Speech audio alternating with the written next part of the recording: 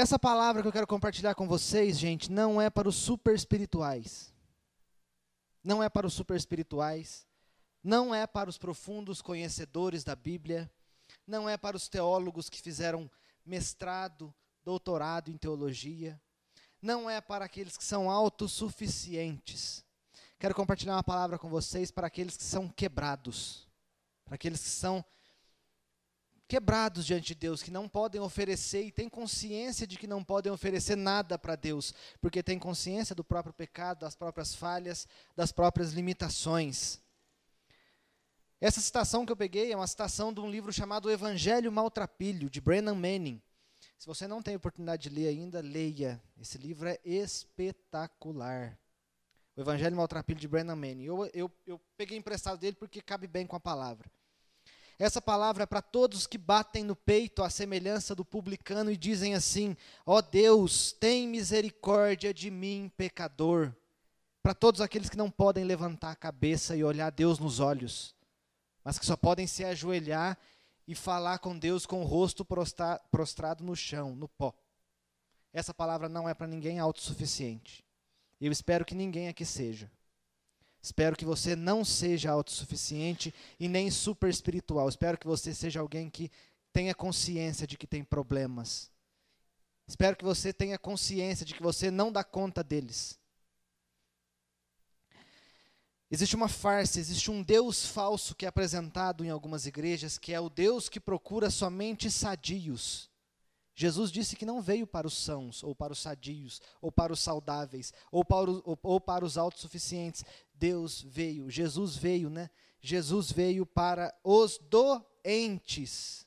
E essa palavra é para os doentes.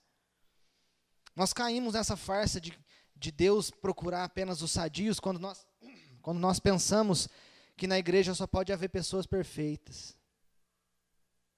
Não é verdade? Se na igreja tivesse pessoas perfeitas, gente, não eram pessoas. Todos nós somos defeituosos e por isso todos nós precisamos de um Salvador. Nenhum de nós precisaria de um Salvador se a gente fosse perfeito, vocês concordam comigo? Cristo opera à medida que nós entendemos da nossa pobreza. Quanto mais pobre você sabe que você é, porque você é, mais Cristo opera em você e vai te tornando rico. Mas rico não financeiramente. A gente tende a achar que a palavra rico, ela cabe bem só na área financeira, e isso é a maior mentira que existe. Cristo opera em você de forma a te tornar rico espiritualmente, rico dele, rico do Espírito Santo, e não rico de dinheiro. Ninguém está falando de dinheiro. É muito interessante como funciona a carreira cristã, porque a carreira cristã, quando a pessoa se converte a Jesus, ela consegue vencer vários pecados, ela consegue vencer o vício do fumo, ela consegue vencer o vício da bebida, ela consegue parar de falar palavrão, ela consegue várias coisas em pouco tempo. É ou não é verdade? A gente consegue vencer em pouco tempo. Só que conforme a gente vai compartilhando com Cristo e vai vivendo a vida com Cristo, mais a gente vai vendo que a gente não consegue dar tanta conta assim do pecado. E a gente chega em um estágio que fala assim: nossa, mas isso é muito débil, e eu caio. Nossa, mas essa tentação é muito fraca, e eu caio. Talvez alguns de nós hoje estejamos assim. Nossa, mas em 10 anos de vida cristã, eu nunca caí nesse pecado, mas agora eu não consigo resistir à tentação mais fraca que vem sobre mim. Por que Deus age assim, gente?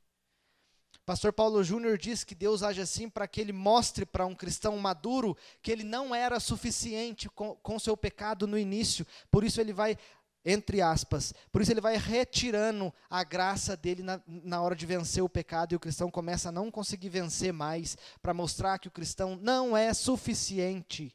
Por isso que nós caímos. Por isso que nós caímos em pecados débeis, porque a gente só vai conseguir vencê-los na carreira cristã quando o nosso joelho cair no chão e disser: ó Deus, tem misericórdia de mim, pecador. Isso é Lucas 18:13. Essa palavra não é para os autossuficientes. Essa palavra não é para os super espirituais. Abre comigo o Evangelho em Marcos capítulo 5. Marcos capítulo 5.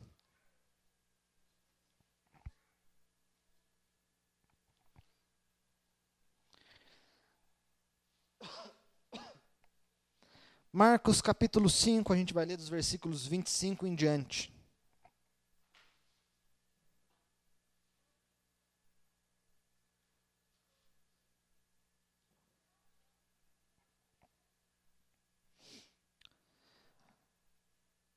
Aconteceu que certa mulher que havia 12 anos vinha sofrendo de uma hemorragia e muito padecera à mão de vários médicos, tendo despedido tudo quanto possuía, sem contudo nada aproveitar, antes, pelo contrário, indo a pior, tendo ouvido a fama de Jesus, vindo por trás dele, por entre a multidão, tocou-lhe a veste. Porque dizia: se eu apenas lhe tocar as vestes, ficarei curada. E logo se lhe estancou a hemorragia e sentiu no corpo estar curada do seu flagelo. Jesus, reconhecendo imediatamente que dele saíra poder, virando-se no meio da multidão, perguntou: quem me tocou nas vestes? Responderam-lhe seus discípulos: vês que a multidão te aperta e dizes: quem me tocou? Ele, porém, olhava ao redor para ver quem fizera isso.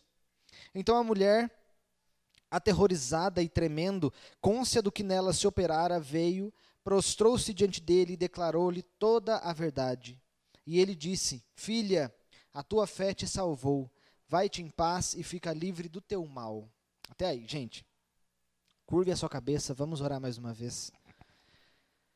Pai bondoso, nós chegamos mais uma vez diante do teu trono de graça, conscientes de quem nós somos, Pai.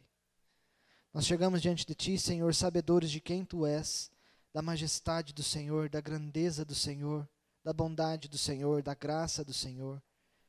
Mas também conscientes, Senhor, de que nós não podemos oferecer nada para ti, Senhor. O que nós podemos oferecer para o Senhor, Criador de todas as coisas? Senhor, pedimos que o Senhor, com teu Espírito Santo, Pai, venha nesse lugar e abale a nossa estrutura, Senhor. Pedimos que teu Espírito Santo venha arrancando de nós mesmos, Pai. Que o Senhor venha movimentando aquilo que é seco em nós, Pai, e venha trazendo, Senhor, a água viva que o Senhor prometeu em nós, Deus.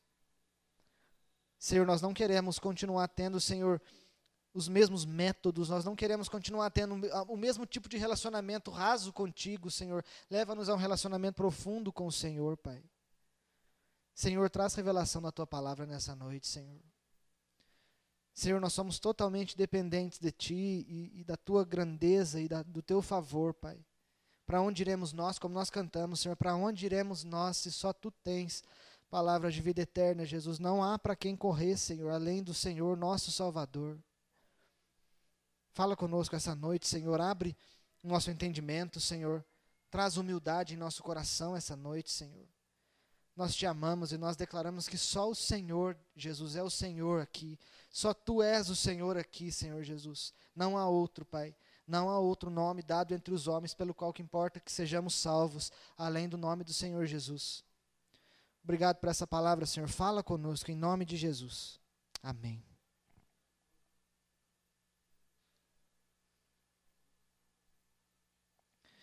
Como é o contexto dessa passagem que nós lemos, gente? Jesus havia acabado de sair de uma terra chamada Gadara. Em Gadara havia um homem endemoniado, mas com demônios horríveis nele. Horríveis nele.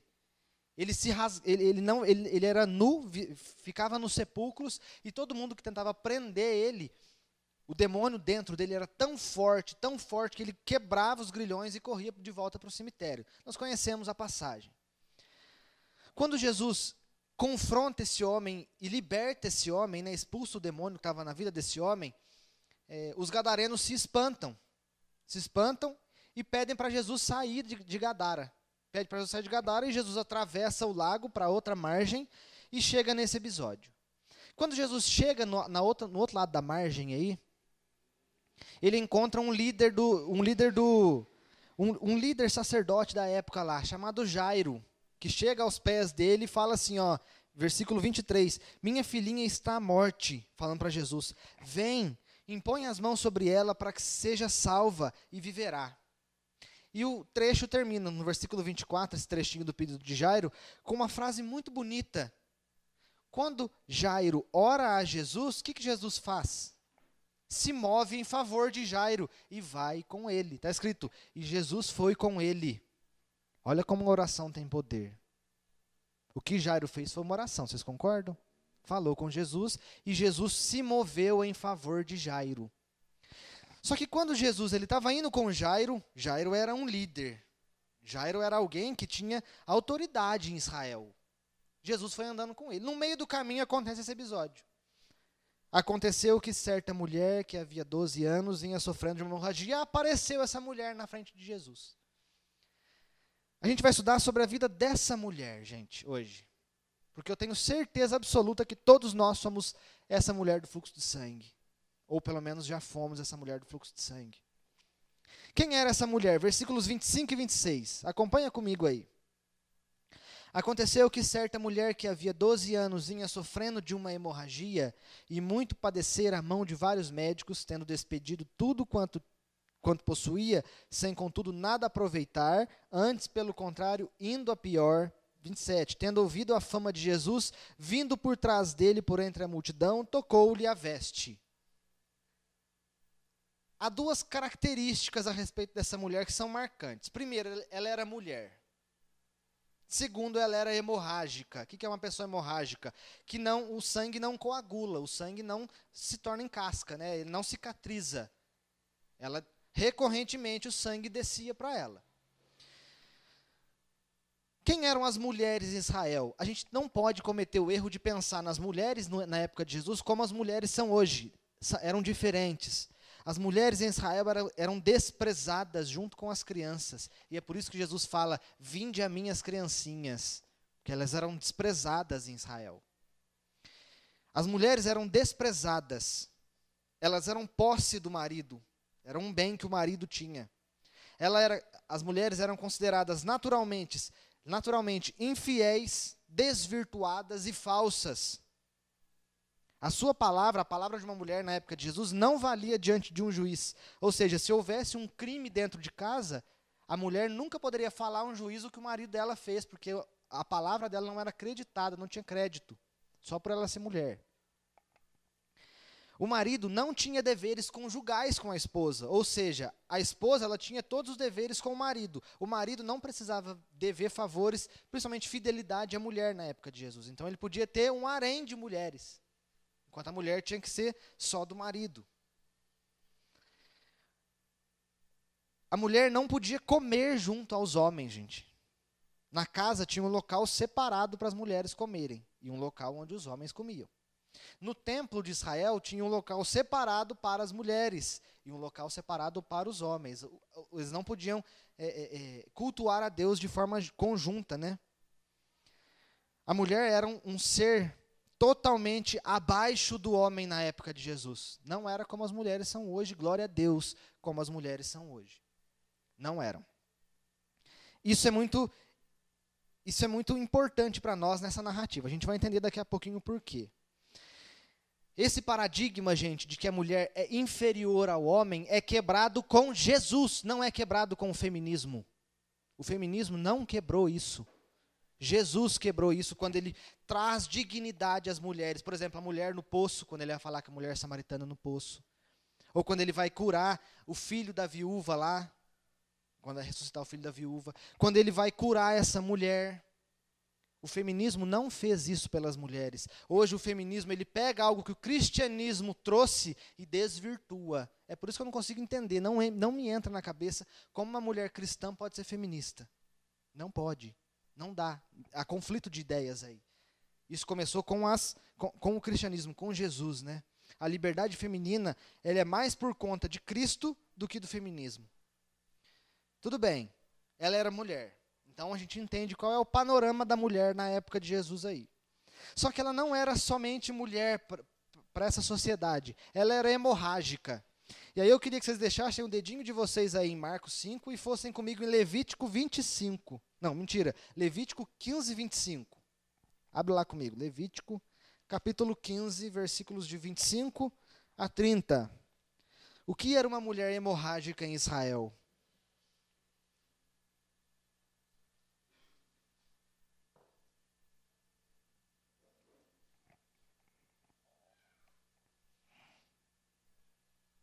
Levítico, capítulo 15, versículos 25 a 30. Também a mulher, quando manar fluxo do seu sangue por muitos dias fora do tempo da sua menstruação, ou quando tiver fluxo do sangue por mais tempo do que o costumado, todos os dias do fluxo será imunda, como nos dias da sua menstruação. Toda cama sobre que se deitar durante os dias do seu fluxo, ser-lhe-á como a cama da sua menstruação, e toda coisa sobre que se assentar será imunda, sobre a impureza da sua menstruação. Quem tocar esta será imundo, portanto lavará suas vestes, banhar-se-á em água e será imundo até a tarde.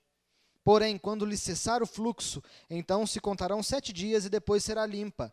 Ao 8º dia tomará 2 rolas ou 2 pombinhos e os trará ao sacerdote à porta da tenda da congregação.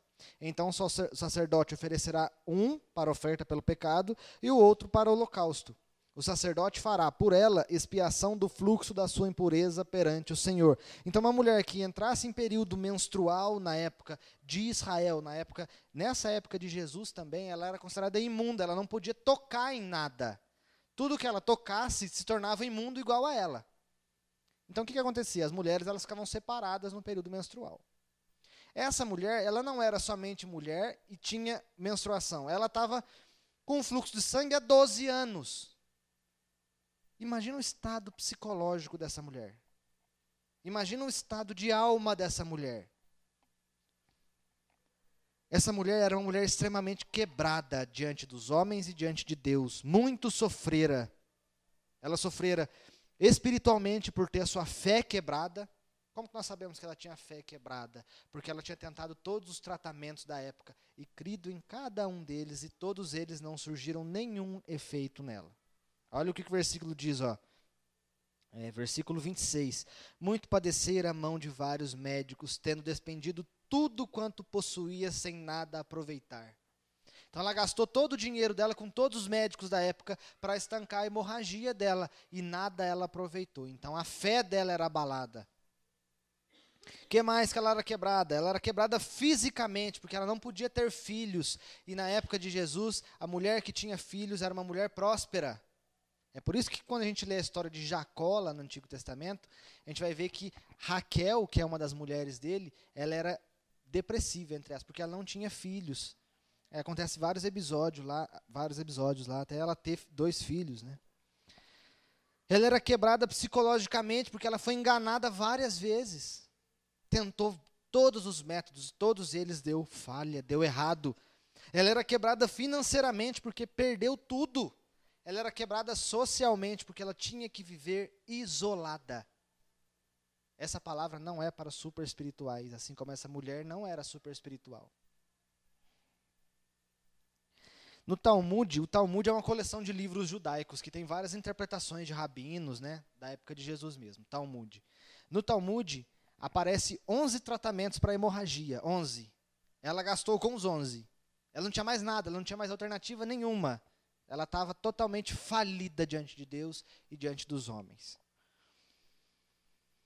É interessante que que o escritor bíblico, ele coloca a história com contraste. Lembra da época quando eu preguei aqui sobre o rico e o Lázaro, que tinha um contraste entre o rico em comparação com o Lázaro, lembra? Aqui também é um contraste. De um lado, a gente tem ao lado de Jesus um homem que era líder em Israel, Jairo. Líder em Israel, ele era respeitado, autoridade, rico, não havia sofrido tanto tempo como essa mulher. E do outro lado a gente tinha uma mulher hemorrágica, com fluxo de sangue há 12 anos, pobre, que não tinha nada a oferecer para Jesus. Então há um contraste. Lázaro de um lado e a mulher do fluxo de sangue do outro. Ela era uma mulher anônima, a gente nem sabe o nome dessa mulher. E provavelmente a gente sabe dessa história porque depois que passou, ela testemunhou o que ela passou, né? Ela mesma contou o que aconteceu. Só que a história dessa mulher não para aí. Assim como a sua história não para hoje, meu irmão. Você pode ser essa pessoa que está quebrada diante de Deus. Você pode ser essa pessoa que já fez tudo quanto podia, mas nunca foi atendido. Você pode ser a pessoa que não tem nada a oferecer para Deus. A sua história não acaba hoje. Não acaba hoje. Alguém falou de alguém para ela. Olha o versículo 27. Tendo ouvido a fama de Jesus. Gente, por que Deus permitiu que essa mulher padecesse tanto em Israel aí? Para que ela ouvisse a fama de Jesus. Os problemas que Deus permite na sua vida é para que você corra para Ele. Uma citação que eu gosto muito do C.S. Lewis. C.S. Lewis escreveu As Crônicas de Nárnia. Ele diz assim: o sofrimento é um megafone de Deus para o mundo surdo. Olha que lindo. O sofrimento é um megafone de Deus para o mundo surdo. O que significa isso? Significa que Deus, ele grita nos problemas. Ele grita para que você volte para Ele. Por isso que nós passamos por tantos problemas. Se essa mulher tivesse sido curada, ela jamais encontraria Jesus e iria para o inferno saudável. Gente, Deus permite problemas nesse mundo para que nós possamos semear o Evangelho. Há uma solução para o seu problema. Só que há uma solução para o seu problema maior. O seu problema maior não é o fluxo de sangue. O seu problema maior é que a sua alma está condenada ao inferno. O campo para a semeadura do Evangelho no problema é muito grande, muito grande. A gente vê na Bíblia que muita gente chegou até Jesus em meio ao problema, em meio ao sofrimento. E depois deram graças pelo sofrimento. Se não fosse pelo sofrimento, não tinham ido a Cristo. Os problemas, os sofrimentos são um grande campo para semear o Evangelho. Essa mulher ouviu de Jesus. Ouviu de Jesus. Qual era a fama de Jesus? Há um homem em Israel que cura. Há um homem em Israel que faz. Há um homem em Israel que não depende de nada para que seja feito. Há um homem hoje, gente, que faz. Há um homem hoje que não depende de ninguém para que seja feito. Há um homem hoje que te ouve. Só que nós sempre deixamos Deus no final. Assim como essa mulher deixou no final. Ela tentou todos os 11 tratamentos. Não deu certo. Ela que perdeu tudo que tinha. Não deu certo. Aí ela foi até Jesus. Os problemas tendem a nos levar para Deus. Por isso nós muitas vezes passamos tantos deles, né? Eu me lembro uma vez que eu estava conversando com uma pessoa próxima de mim, e essa pessoa falou para mim assim, a minha sobrinha, eu não lembro se era sobrinha, mas enfim, é irrelevante. A minha sobrinha está sofrendo tanto, a gente já tentou tantos médicos, agora ela está nas mãos de Deus. Peraí, por que só agora ela está nas mãos de Deus? Por que nós deixamos sempre Deus para quando não há alternativas? Por que Deus é a nossa alternativa a tudo que não funcionou? Gente, ela tem que estar nas mãos de Deus desde o início. Por que você resolve os seus problemas todos de forma natural antes de apresentá-lo para o seu Senhor? Por quê? Por que só agora ela está nas mãos de Deus? Isso passou na minha cabeça, não falei para essa pessoa nesse dia. Né? Agora está nas mãos de Deus. Deus permitiu que essa mulher perdesse tudo para que ela encontrasse tudo. Será que Deus está permitindo que você perca tudo para que você comece a encontrar o que vale? Gente, todos nós aqui já ouvimos de Jesus. Todos nós aqui já ouvimos de Jesus. É bonito que no versículo 28 dessa passagem, a mulher ela expressa a fé dela em palavras. Olha o que ela diz. Porque ela dizia, se eu apenas lhe tocar a mão. Sim? O que está escrito? Se eu apenas lhe tocar as vestes não eram nem Jesus.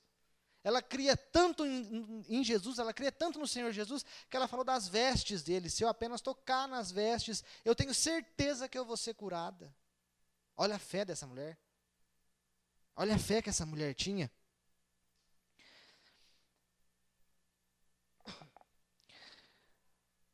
Um outro ponto importante. Como nós lemos lá em Levítico, uma mulher que tinha fluxo de sangue contínuo, ela não podia ficar em multidão, então ela era anônima, ela estava ali como se fosse ela estava fazendo arte, entendeu? Ela não podia estar ali. Ela não podia estar em multidão, mas ela queria tanto ir contra o fluxo, contra o que o mundo julgava, contra as regras, para encontrar Jesus, que ela estava ali. Às vezes, gente, na nossa vida, tudo ao redor está de cabeça tá de pernas para o ar, de cabeça para baixo. E nós desfalecemos em meio ao problema. Essa mulher não desfaleceu em meio ao problema, mesmo que ela estivesse na condição que ela estava. Ainda que tudo dissesse, você tem que ficar isolada, já acabou para você, não tem mais solução. Ela falou, não, mas se eu apenas tocar nas vestes de Jesus, eu vou ser curada. Tenho certeza que vou ser curada. E aí a gente conhece a história e ela de fato foi curada. Né?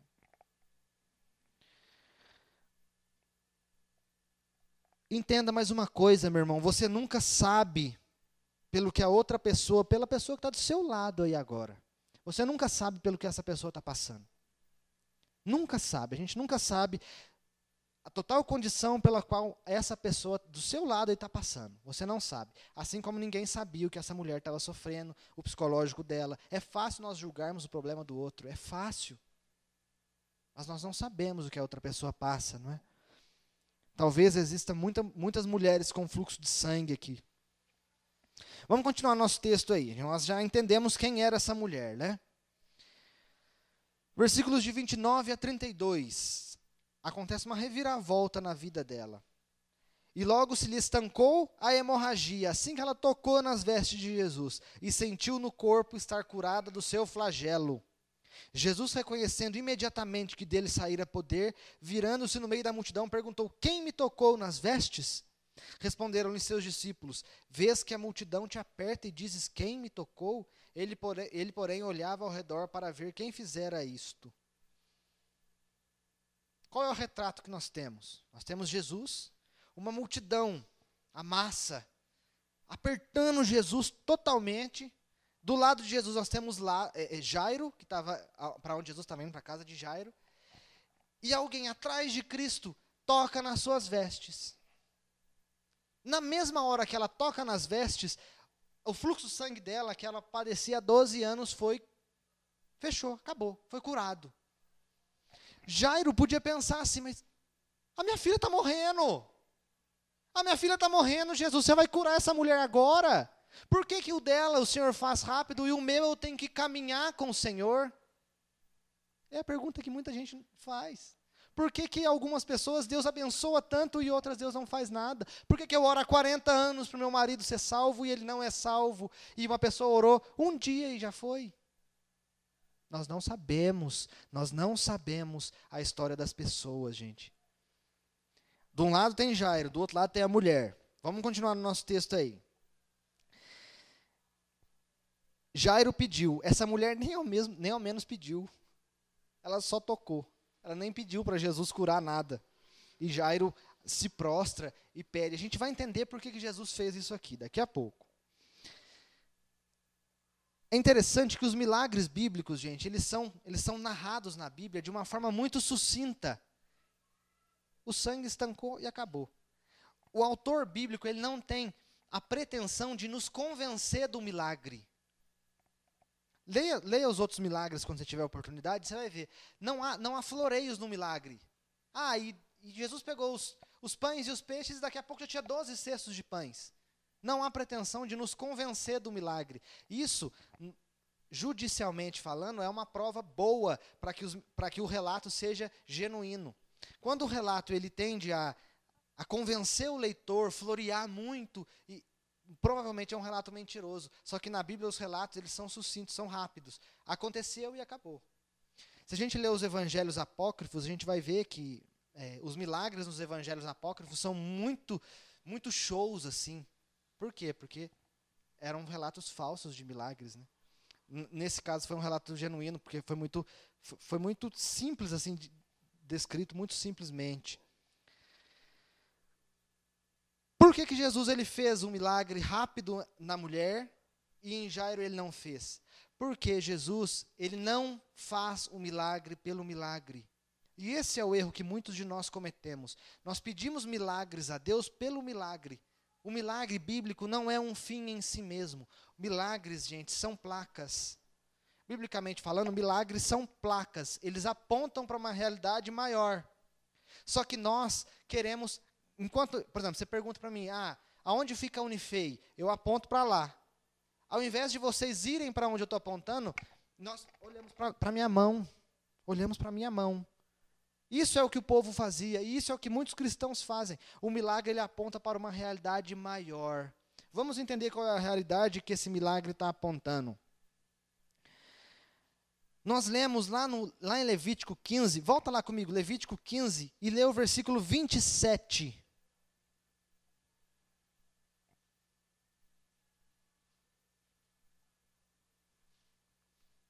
Está escrito assim, como a gente leu, está falando do fato da mulher estar em período menstrual. Versículo 27. Quem tocar estas será imundo. Portanto, lavará suas vestes, banhar-se em água e será imundo até a tarde. Então, todo aquele que tocasse numa mulher em período menstrual, ou tocasse em algo que ela tocou, ficaria imundo. Só que essa mulher tocou em Jesus. E essa é a maior realidade que nós temos nesse trecho. Ao invés de Jesus ficar imundo pelo pecado tocar nele, quando o seu pecado toca em Cristo, quem fica puro é você. Não é mais o pecado que macula Jesus. Olha o poder do seu Salvador. Ela tocou em Jesus. Para Israel, Jesus ficaria imundo, mas Jesus não ficou imundo, Jesus ficou puro e dele saiu o poder e purificou a mulher. Glória a Deus por isso. Por que Deus fez imediatamente com a mulher e não fez imediatamente com Jairo? Porque estava mostrando para todo mundo ali que havia Salvador dos pecados em Israel. Glória a Deus, gente. Glória a Deus por isso. O seu pecado não é grande para Deus. Qualquer pecado que você cometeu na sua vida, ele não é grande para macular Deus. O seu pecado, ele é perdoado em Jesus se você tocá-lo com fé. Gente, pecado mais cabeludo que você cometeu aí. E nós tendemos a nos lamentar pelos nossos pecados passados. Não lamente mais pelo seu pecado passado. Ele está pregado na cruz.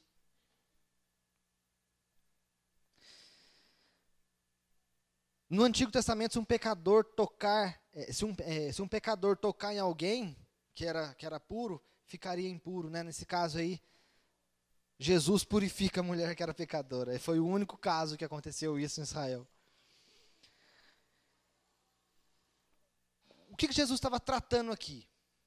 Isso que eu falei, né? Estava tratando da questão da lei, só que ele estava tratando de mais algumas coisinhas. Primeiro, Jesus estava tratando da ansiedade de Jairo. Jesus estava caminhando em direção à casa dele. Quando a mulher toca, Jesus para. Jesus, minha filha está morrendo. Jesus está parado. Calma, filho, calma. Jesus está tratando de Jairo, tratando da mulher com fluxo de sangue, mas não só dos dois. Jesus está tratando dos discípulos. Olha o que os discípulos falam. Vês que a multidão te aperta e diz, quem me tocou? Porque Jesus, quando ele sente sair dele poder, ele pergunta quem tocou ele, né? Então, Jesus está tratando dos discípulos, e aqui eu abro um parêntese. Estava conversando com o irmão esses dias, e a gente estava falando sobre alguns pregadores que acham que Deus ele faz piada quando ele pergunta. Deus não faz piada quando pergunta. Por exemplo, tem um pregador famoso que fala assim, quando Adão pecou, Deus pergunta para Adão, onde estás? E aí esse pregador fala, mas como que Deus faz uma brincadeira dessa? Deus estava brincando, é claro que ele sabia. Gente, isso é mentalidade tola do discípulo que faz as mesmas perguntas que Jesus fez aqui. Jesus não está perguntando porque não sabia. Jesus está perguntando porque ele quer que a multidão olhe uma pessoa que era totalmente abaixo da sociedade de Israel. Queria que a multidão olhasse para uma mulher que era hemorrágica, estava elevando a dignidade dessa mulher diante de todo mundo. Por isso ele pergunta quem me tocou, porque ele quer que a mulher se revele e mostre que existe alguém ali, e que existe alguém que estava padecendo há 12 anos e que ninguém se importava. Então Jesus estava tratando de Jairo, estava tratando da multidão em torno dele, estava tratando dos discípulos, né? E estava tratando da mulher. A mulher, talvez ela achasse que ela permaneceria anônima. Ela era anônima diante de todo mundo, né? O povo desprezava a mulher. Além do povo, os sacerdotes desprezavam. Todo mundo desprezava a mulher. Mas Jesus não desprezou ela. E o que isso nos leva a entender? Não existem anônimos para Deus. Não existem anônimos para Deus. Você não é anônimo para Deus. Deus sabe o seu nome. Deus sabe de tudo o que você passa, meu irmão. Absolutamente tudo. Isso é glória para Ele. E só para Ele. Deus conhece cada um de nós. Cada um de vocês Deus conhece.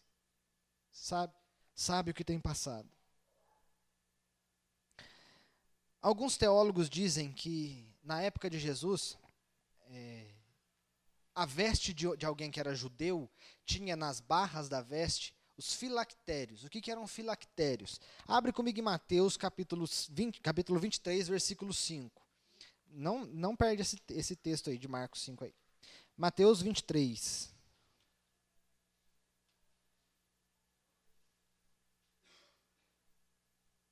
Mateus capítulo 23, versículo 5. Está escrito assim. Jesus está trazendo juízo sobre os fariseus nesse texto, né?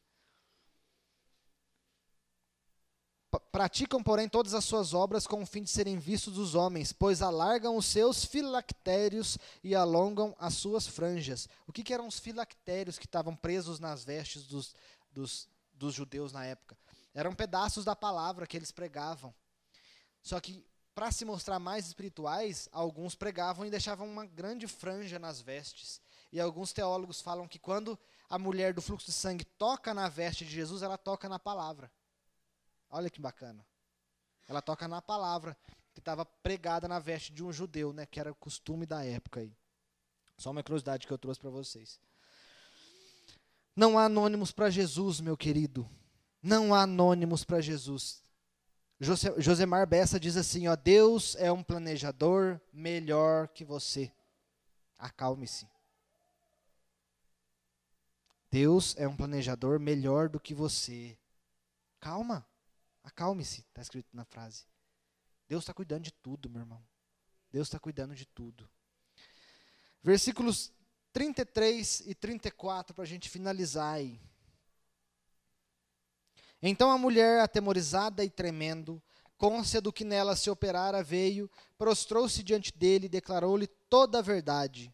E ele lhe disse, filha, a tua fé te salvou, vai-te em paz e fica livre do teu mal. Jesus pergunta, quem me tocou? E aí os discípulos acham que ele está fazendo piada. Jesus nem liga para os discípulos, ele continua esperando para a mulher se revelar. Jesus espera até que a mulher se revele. Por quê? Porque essa era uma forma de restaurar a dignidade da mulher e mostrar quem ela era e que ela foi contemplada com um milagre para a sociedade toda. Era um testemunho para a mulher, não é? É interessante que a palavra de Deus diz aí, ó, então a mulher atemorizada e tremendo. Por que a mulher estava atemorizada e tremendo? Porque ela sabia que se ela tocasse em alguém, a pessoa ficaria impura, como diz a lei. Então ela tinha medo. Por isso que ela estava atemorizada e tremendo de medo. Talvez ela esperou que Jesus repreendesse ela, não sei, a gente está conjecturando, mas provavelmente ela achava que poderia ter tornado Jesus imundo, não é? Qual é o resultado individual que o milagre trouxe para a vida dela? Deus não faz muitos milagres justamente porque o resultado geralmente não vai ser o resultado que essa mulher teve. Qual foi o resultado que ela teve? Ela confessou que se tocasse nas vestes dele, seria salva. Muitas vezes o milagre não acontece, gente, simplesmente porque a glória muitas vezes não vai para Deus. Deus muitas vezes não opera de forma sobrenatural, porque a glória do milagre não vai para Deus, e a pessoa só está atrás de Deus pelo milagre. Nós sabemos que essa mulher, ela não ficou só atrás de Deus pelo milagre, porque o relato chegou, né? Esse relato só podia vir da boca dela. Então, provavelmente, ela falou sobre o que aconteceu depois. Ela sabia que tinha sido curado. O que todos os médicos, superstições, tratamentos não fizeram, mesmo arrancando o dinheiro dela, Jesus fez instantaneamente e de graça. Olha, glória a Deus por isso. Deus fez algo instantaneamente na vida daquela mulher, de graça, não cobrou nada, e ainda deu uma palavra de ânimo e restaurou a dignidade dela diante de todo mundo. Ensinou lições para a multidão, ensinou lições para Jairo, ensinou lições para a mulher, ensinou lições para os discípulos e ensina muitas lições para nós. Olha o que Jesus fala. Eu quero dividir a parte que Jesus fala em 4 partes aí, versículo 34. E aí então Jesus disse a ela, filha, olha que lindo. Não chama ela de mulher, não chama ela de impura, chama ela de filha. Filha. O que Jesus não chamava os discípulos, chamou uma mulher anônima. O que Jesus não chamou Jairo, chamou a mulher anônima. Chamou ela de filha. A identidade da mulher. Restaura a identidade da mulher. A identidade da mulher não é mais a mulher do fluxo de sangue. A mulher agora é filha. Não ficou mais conhecida como a mulher hemorrágica, mas como filha de Deus. Da boca do próprio Deus saiu que ela era filha. Aí ele continua: filha, a tua fé te salvou. Gente, essa mulher tinha fé, assim como todos nós temos fé. Todos nós temos. Fé sozinha não basta. Nossa, Leandro, você falou uma heresia terrível agora. Não falei heresia terrível. A fé sozinha não basta. A fé que basta é a fé direcionada para Cristo. Não adianta você ter fé. Não adianta você ter somente fé. É necessário que você tenha fé em Jesus. Aí a fé passa a ser uma fé atuante, salvadora, salvífica, né? A fé pura não adianta nada. Ela teve fé nos médicos, mas a fé dela só produziu resultados quando ela foi direcionada para Jesus. Uma outra coisa que é interessante, gente, falando sobre fé e sobre direcionamento a Jesus, é que muita gente estava tocando Jesus aqui. Provavelmente muitos enfermos também estavam tocando Jesus, mas só uma foi curada. Por quê? Quanta gente você conhece que fala de Jesus, conhece Jesus, toca em Jesus, mas não tem mudança de vida? Porque fala de Jesus intelectualmente, fala de Jesus de forma emotiva, emocional, mas não tem fé nele. Nós aqui, talvez, né, não sei, mas talvez alguns de nós aqui apenas cantamos as músicas e oramos, mas não temos fé. Não adianta nada. Não adianta absolutamente nada. Ele disse também: filha, a tua fé te salvou, vai-te em paz. Vai-te em paz. Jesus estava dando para essa mulher uma paz que o mundo não conhece, uma paz que só vem quando nós descansamos nele. Gente, essa mulher não tinha só esse problema, mas agora ela podia ter paz. Paz não é ausência de problema. Você não vai encontrar paz quando todos os problemas forem resolvidos. Encontre paz em meio aos problemas, porque Deus fala isso para você se você é filho. Filho, vá em paz. Se o seu pecado é perdoado, você pode ter paz. E ele termina dizendo: e fica livre do teu mal. Cristo é capaz de restaurar qualquer um que o toque com o coração quebrantado. Não há mal que possa suportar essa palavra de Jesus. Você é liberto, meu irmão. Você é salvo. Você é perdoado. Você pode ter paz no seu coração se você quiser e crer nessa palavra de Jesus. Creia que você tem paz. Creia que você está liberto. Muitos de nós somos como passarinho que fica dentro da gaiola com a portinha aberta. Você é livre. Você é livre. Se você crê, você é livre.